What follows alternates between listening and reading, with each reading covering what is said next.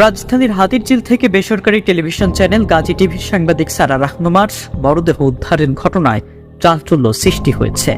এটি আত্মহত্যা নাকি হত্যা এ নিয়ে নির্দিষ্ট কোনো তথ্য এখনো মেলেনি। তবে তার মৃত্যু রহস্য নিয়ে বেশ কয়েকটি বিষয় সামনে এসেছে। মৃত্যুর আগে তিনি ফেসবুকে দুটি আবেগঘন স্ট্যাটাস দিয়ে নিজের কষ্টের কথা ভাগ করেন। সেই পোস্ট নিয়ে সামাজিক মাধ্যমে চলছে আলোচনা। তার মৃত্যুর পেছনে স্ট্যাটাসে ক্লু খুঁজে বেড়াচ্ছেন অনেকেই।